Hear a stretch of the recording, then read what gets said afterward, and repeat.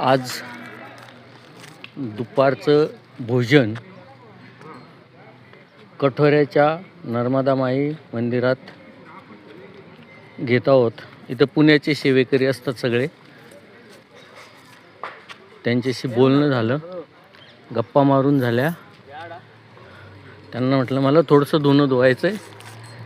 म्हटले नदीला जा, तिकडे धुवा, इथं कोणाला परवानगी नाही जानेवारीपर्यंत. तर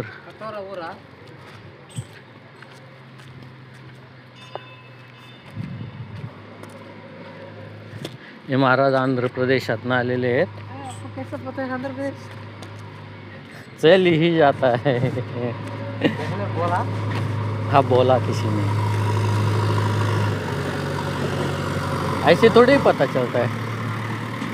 हे इथं नर्मदा माईच्या किनाऱ्याने पायी चालायला लोकांना सोयीचं व्हावं म्हणून JCB लावलाय आणि 2 दिवसात रस्ता ते पूर्ण करणार आहेत.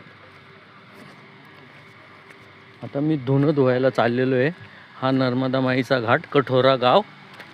आणि ही रात्री विश्राम करायला असलेली लोक बरीचशी आता निघत आहेत. आणि आम्ही लोक जरा लवकर आलो, दादा गुरूंना भेटून आलो. आता इकडे थोडं लवकर आले. इथं संख्या मोजल्याशिवाय जेवण करायला त्यांना म्हणजे कमी पडायला नको या दृष्टीने संख्या मोजून ते जेवण करतात. 50 माणसाचं जादा जेवण करतात. तर असं एकंदरीत हा परिसर आहे. या सगळ्या शेतकऱ्यांच्या मोटरी या इकडं तिकडे, आणि हा नर्मदा माईचा घाट. आता मी जातो. मला सांगितलं आहे आतमध्ये धुणं धुवू नका, बाहेर पाणी घेऊन धुवा. मान्य, मला माहिती होतं अगोदर, पण तिथं ते परवानगी देत नाही. मला परवानगी दिली होती,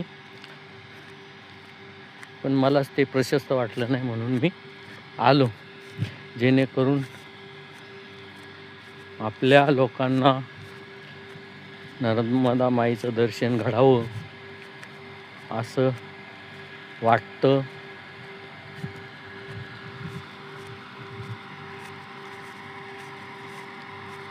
ओके, जय श्रीराम. हा आश्रमाचा परिसर असा दिसतो इथून.